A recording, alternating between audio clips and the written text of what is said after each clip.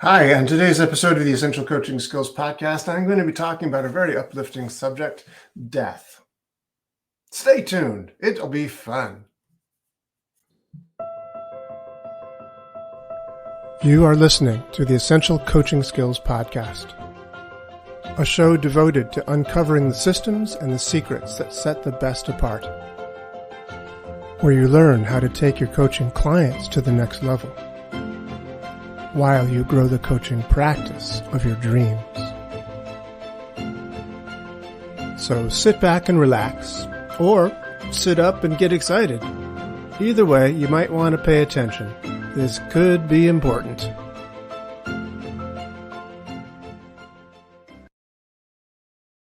Yes, and welcome back to this lively discussion about death. You might be wondering why I would talk about something like this. Let me just bring my microphone closer. Sorry, I should have done that sooner. Death is an interesting thing. We fear death. We are stopped cold by death. We die when we die, and things are like, what? Different. And for some people, that's a problem. I read a book a long time ago called I'm not sure actually which book it was in. It was in one of Carlos Castaneda's books that I read back in the college years. The first book I read, which was the first book in the series, was the Teachings of Don Juan, a Yaqui way of knowledge. Theoretically, possibly a little bit. Carlos Castaneda was an anthropologist who met and worked with this Yaqui medicine man, sorcerer person named Don Juan Mateos.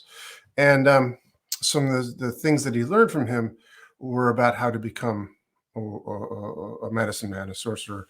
And in Don Juan's tutelage, he said the first step is to become a warrior. And one of the things you do as a warrior is you become recognizing that death can be an advisor, that death is always stalking you, as he put it, and death is your advisor. It was somewhere around that time that death visited my life quite a bit. My dad died on my 21st birthday. I had I had a friend who was murdered, a friend who killed herself, a friend who died of cancer. It was a lot of death. So I had trouble. I had some serious trouble with this concept of letting death be an advisor. It's like, death sucked, In many ways, it does. It sucks. But later on, I discovered this quote. I was visiting a Shaker museum in Massachusetts, and there was a quote by, I believe, someone, you can Google this, is Mother, I'm going to get this wrong, Mother Ann Taylor, I don't know, somebody who was kind of the founder of the Shaker religion, if you will. Fabulous religion. They invented Shaker furniture and Shaker boxes and chairs, and they invented the washing machine. Wonderful religion. They would get into this religious ecstasy, kind of a trance, really, and shake. And that's why they're called the Shakers, because they were in this religious ecstasy. I think Franz Anton Mesmer, the original hypnotist person, would have loved that. He said, well, yes, it's a group animal magnetism experience. At any rate, they, Mother Ann Lee, I think her name was, had this quote that I purchased. It was this little piece of paper, basically, I bought for $1 at the gift shop. But basically, it was a bookmark, I think. But it said, do all your work as if you knew you must die tomorrow. And at the same time, as if you'd live for 1,000 years. And when I saw that, I went, oh, yes, that's how death can be an advisor. Because if you have both those things, that you're going to die tomorrow. So what happens if you're going to die tomorrow? You appreciate, right? You appreciate this life, right? And you savor, oh my God, water. Just everything is like, whoa, this may be the last time I ever check my texts. I want to check them. It's like everything is just amazing. Wow, this is great. Being able to breathe, walk, move. You appreciate everything. And at the same time, if you knew you're going to live for 1,000 years, you want to make sure you when you make that shaker chair, you do it right, so you don't have to repair it in 5 years or whatever. You do it right the first time. You get it. You work meticulously to make sure that this chair will last you for 1,000 years, or this, box that you're making will last you for 1,000 years. It's a very interesting concept, and that's one of the things I think that comes from the field, at least in my way of thinking about it, of the field of Ericksonian hypnosis. I don't remember ever seeing Erickson saying this, but I heard Stephen Gilligan say this 500,000 times, I think, over the years, which is to enjoy both at the same time. According to Gilligan, one of the concepts from Ericksonian hypnosis, and again, I haven't found where Erickson said this specifically. Probably did, but I haven't found it. I haven't searched that diligently either, however, but it's never popped out. But the idea is that the conscious mind is different from your unconscious mind, as Erickson would put it, other than conscious, if you were Dave Dobson talking about it. But the conscious mind is different from that other than conscious mind, in that the conscious mind is organized in a kind of either or mentality, an either or logic base. That's either good or it's bad. It's black or white. It's digital, you might say. It's good or it's bad. It's up or down, off or on, one or the other. Can't be both. The other than conscious mind is perfectly amenable, apparently, to this other way of being, that things could both be this and that at the same time, not sequentially, but simultaneously. Both bad and good, black and white, off and on at the very same time. Blows the conscious mind's mind. No, it can't. You can't have both at the same time. But the unconscious mind is used to this sort of thing. You're dreaming at night. You're dreaming about, I don't know, walking through a snowstorm or something, and you're shivering and you're looking for shelter and blah, blah, blah. And, but you're actually lying warm in your bed, but your unconscious mind is going like, yeah, that's okay. Both at the same time. I'm warm in my bed and I'm shivering in the cold. It's okay to have both at the same time. So this both and concept is really kind of neat and really kind of a great way for me of appreciating death, and how we can appreciate you're going to die tomorrow and you're going to live forever, or at least for 1,000 years. It's really, really nice concept. Because for exactly the reasons I said. Now, over in the corner there, you see a piano. I spent many years studying how to play that instrument. Well, I went to college for it. I went 5 years, 1 year at a conservatory in London, worked my tail off to get good at it, and then moved to New York City to play in rock and roll bands. And I taught at a conservatory there and played some classical concerts. And that was all well and good until I discovered NLP somewhere mid-'80s, and started segueing, if you will, over into this chosen field that I've chosen for myself. And what's cool is that come COVID, my wife and I came up to this little country house that we have, and we have a piano here. So I've been able to play a lot more than I did when I was in the city, where I didn't have a piano in my apartment. And of course, even if you do have a piano in your apartment, if you've ever had a piano in your apartment, your neighbors don't always appreciate your musicality, especially at night or early in the morning or in the day or pretty much anytime. But pianos have a nasty reality, is that they are an acoustic instrument, at least, obviously acoustic pianos I'm talking about, where vibrations of all these big strings vibrate the instrument, which is sitting on the floor. And so if your floor happens to be your neighbor's ceiling, it becomes a sounding board for their apartment. So they, at any rate, I digress. I've been playing piano a lot more since I've been up here in the past couple years or so. And I've regained some of my past skills in it, which has been very, very, very, very nice to have. And so the idea of, working all the time, I work a lot, I don't leave the house very often, but I work a lot. But I also play a lot. I'm able to have a kind of balance of work, play. Plus, of course, my wife lives here. She works more than I do. She works as hard, at least, as I do. And so our playtime is limited, but we just had a lovely weekend. It's nice. She's back down in New York City for today, blah, blah, blah. And it's, I think, really great advice from Carlos Castaneda to let death be an advisor. Appreciate what you have to the fullest. It could all go boom tomorrow. You never know. You never know. We all know people during COVID. Excuse me. I'm actually recovering still a little bit from my bout of COVID a few weeks ago. Oh, dry cough still lingering. We all know people that have passed, and sometimes suddenly, sometimes far too soon. And it's shocking. It sort of pulls the rug out from under you.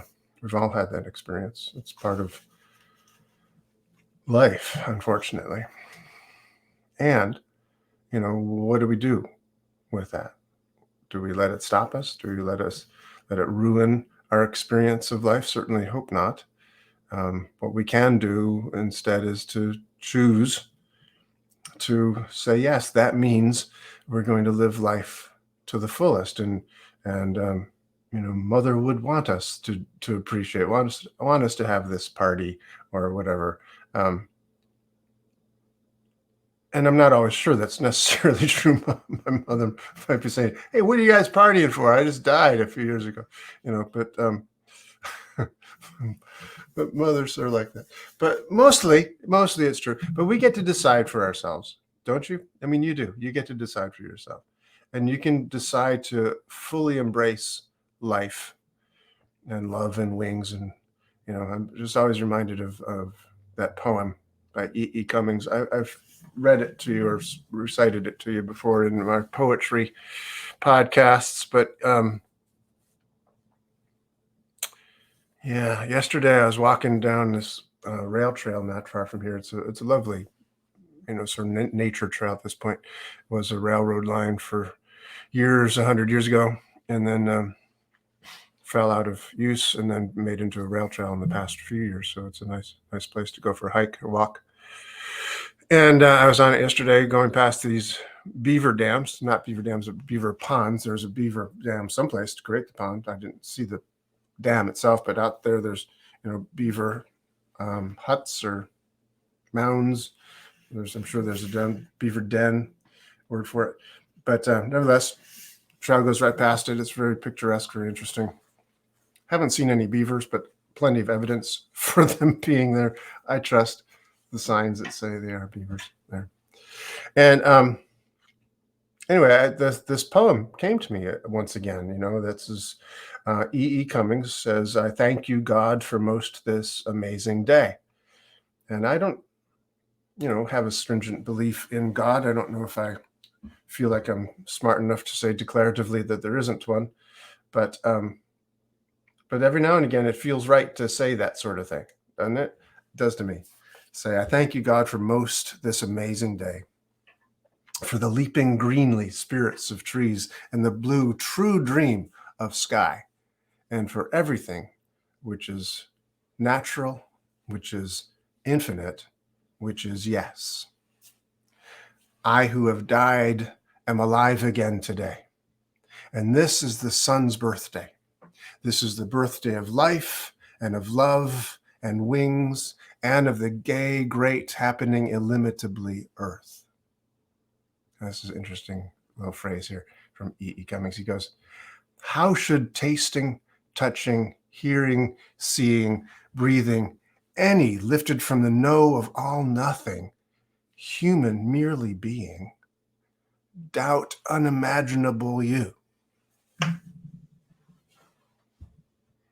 Now the ears of my ears awake, now the eyes of my eyes are opened." It's a great poem. It's a great poem. And that little, theology moment of like, how could anybody doubt you? Anybody who can see, hear, taste, experience life this fully and appreciate it this fully. How could anybody doubt that there's, this unimaginable you? It's a great quote. How could I doubt an unimaginable you? It's such a great line. And again, within that poem, there's that both and, how could I doubt something that I can't imagine?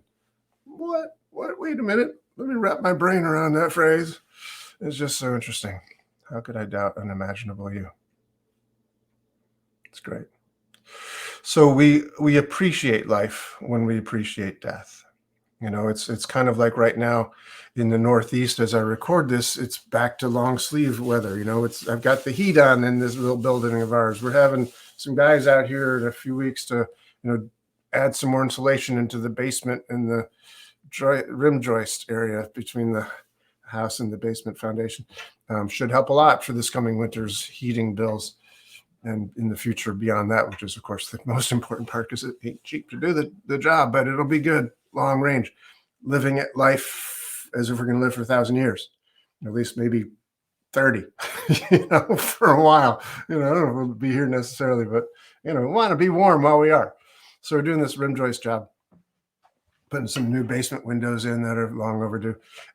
Anyway, the idea is it's cold here and getting colder. Winter is a coming. The leaves are turning different colors and starting to fall off the trees. It's a change of seasons, and it always feels a little like death, doesn't it? Because things, at least they go dormant. It's a different sequence of stuff. Some things do, in fact, die. They leave their seeds for the next generation, but the annual plants, die, right? And so it's a very different sort of feel for things. And it's beautiful. It's a beautiful time of year. And of course, when winter comes here in the Northeast, generally speaking, there's snow. And again, different. It feels like a very dormant sort of time. And it's beautiful. Every season has its beauty. It's one of the beautiful things about having the seasons. If you live in this sort of climate area, that's what we tell ourselves. we repeat it over and over. I love the seasons. I love sweater weather. I love this kind of weather where you put a sweater on in the morning and then regret it in the afternoon and take it off again. But it just as a reminder of this sort of seasonal thing, and that's, I think, where actually some even religions have come from, is the plants dying and coming back again in the springtime. There's like life after death kind of scenario, isn't there? I think it's where that concept comes from. Certainly, if you kill a stag for dinner, it doesn't come back to life again after dessert. So we didn't get the idea of life after death from animals. I think we got it from plants and watching nature and how that rebirth happens on a regular basis. Excuse me, instead of coughing in your face, I'm just going to drink a little water. Water.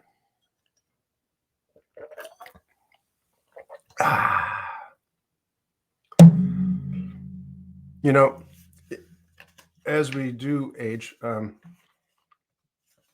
think it's really important for us as humans to recognize this and appreciate this both and thing. But as coaches, one of the essential coaching skills I think we have is to also perhaps to pass along this message to our charges, to our clients, to our coaching clients.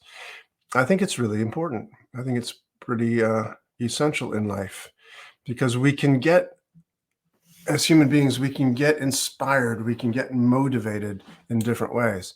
But there's something that's, really motivating about a deadline. I've told you my story, I think, in previous podcasts about my work with Aron Copland. It was one of the honors of my life to meet some amazing musicians, Michael Tilson Thomas, Terry Riley. I've met some amazing people, George Crumb. And, one of the people you might have heard of that I've met was Aron Copland. I was a student. I studied piano, but I also studied composing and how to be a composer. And I went to this composers symposium, I guess, in 1979, 80, in the University of Buffalo. And Aron Copland was one of the featured composers, as were the aforementioned Terry Riley and George Crumb, etc. And I remember I was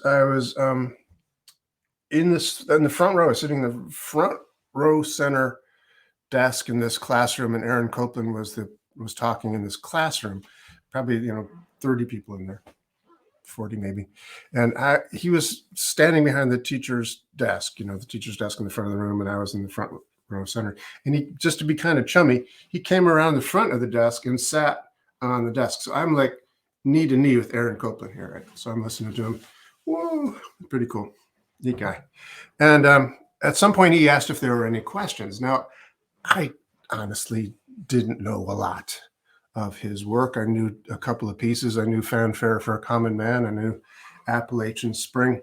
And kind of, sort of, I got into composing because I had this romantic vision about why composers compose, because you got inspired by things like stories of Beethoven walking through the woods. This is an actual story, and it might have truth to it. But the idea is that he was walking through the woods one day and heard all these different nature sounds, birds singing and the oncoming storm and the rustle of the leaves in the wind. And he wrote the Pastoral Symphony based on his inspiration from nature. So when Aron Copland asked if there were any questions, I had two things go through my mind. One is like, well, what the hell could I ask this guy? And two, let's ask him something, because I want to have some kind of connection here with Aron Copland. So I raised my hand. I said, yes, Mr. Copland, what was your inspiration for Appalachian Spring? Now, I expected a story kind of like Beethoven, where, well, I was down in Appalachia and I was walking through these cornfields and I just saw the sunlight glinting and blah, blah, blah. But no, that wasn't his story. His story was, well, I was at my apartment in Brooklyn, because he was a Brooklyn boy and lived there after college, I guess. I was at my apartment in Brooklyn and my phone rang.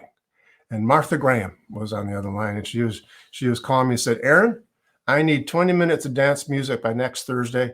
Can you have it for me? It'll be $500. And he said, I needed the money. So I said, Martha, you will have your music. And he sat down and he started writing that very moment, 20 minutes of dance music. Now, he incorporated into this piece, some American folk tunes, and he used to like to quote other things and then change them and make them, modern. So that's what he did. So he incorporated some, folk tunes into this piece, and he wrote 20 minutes of dance music. That's what he called it. That was his title, 20 minutes of dance music for Martha. I'm not sure if he gave it a title, but he said to Martha, okay, here's your music, where's my money? And they were both very happy to get each. Martha Graham named it Appalachian Spring. She gave it the title for her dance, which incorporated some American movement and with the music and stuff, etc. But I thought that was absolutely fascinating. But then I was actually, at the moment that he told me that, I was kind of aghast. I was shocked. I was dismayed. Thought that's horrible. What happened to Beethoven? What happened to the Appalachian? But then he looked directly at me. He said, there is nothing as inspirational as a deadline. Let that sink in. Nothing as inspirational as a deadline. And think about that word, a deadline. There's nothing as a deadline as death, right? It's like, yeah, it is kind of in the word, in a sense. Yeah. So we have a limitation, and that's wonderful. It's wonderful to have the limits. Wonderful to have limits. Scary, yeah. Unfortunate, yeah. Sucky, yeah, it sucks. And wonderful at the same time. And isn't it nice to know that you can enjoy both at the same time? So, speaking of deadlines, I have a thing I gotta get to. So I hope you haven't felt this was in any way too short of a podcast. We're going to have some more guests on here in the next few weeks. We're going to have lots more interesting people coming on here. But thanks for listening today. And head over to essentialcoachingskills.com and find out more, or anything else that you want to find out about. Thanks for tuning in. See you next time. This has been the Essential Coaching Skills Podcast. Thank you for being here. It's a pleasure seeing you again. Hope to see you again real soon. Come back next week when we have another gripping and exciting episode of the Essential Coaching Skills Podcast. And if you want to, you can find out more about us, each and every one of us, at essentialcoachingskills.com. Thanks.